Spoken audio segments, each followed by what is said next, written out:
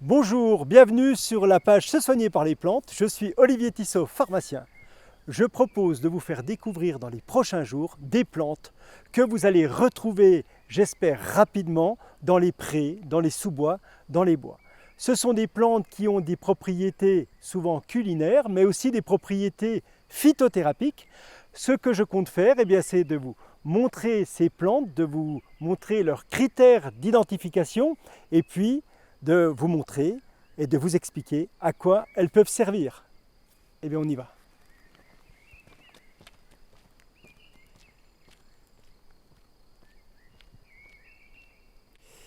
Une nouvelle plante. Alors, pour cette plante, je prends les grands moyens, parce que celle-ci, elle est très urticante.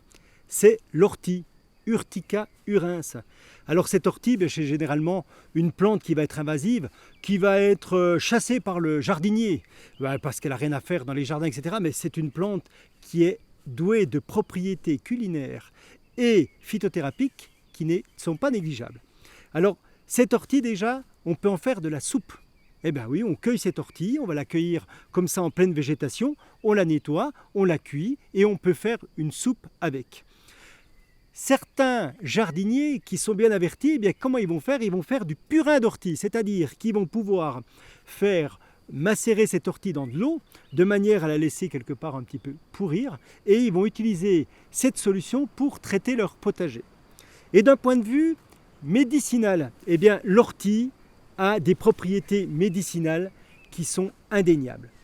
Des propriétés, c'est comme le pissenlit, des propriétés dans la tige, mais aussi dans la racine. Dans la tige et les fleurs, dans la tige et les fleurs, cette ortie, elle va être déjà reminéralisante, c'est-à-dire qu'elle va être très très riche en minéraux. Elle amène aussi beaucoup d'éléments qui vont être énergisants au niveau de l'organisme, donc on peut l'utiliser en soupe comme je vous l'ai dit, mais aussi on peut l'utiliser en gélule d'ortie sans aucun souci. Reminéralisante, elle sera intéressante lorsqu'on a les ongles qui cassent, lorsqu'on a une chute de cheveux, donc une plante qui va avoir sa place d'une manière indéniable en phytothérapie au niveau de sa tige.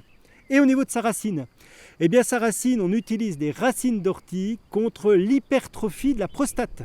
Et oui, messieurs, on peut utiliser cette racine d'ortie, donc généralement sous forme de gélules, de poudre de racine, et ça va aider à réduire quelque part un peu l'hypertrophie prostatique.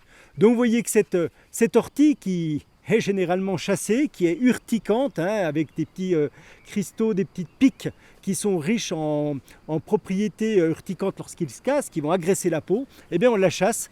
C'est une plante médicinale qui est de tout premier ordre. À demain pour une nouvelle plante.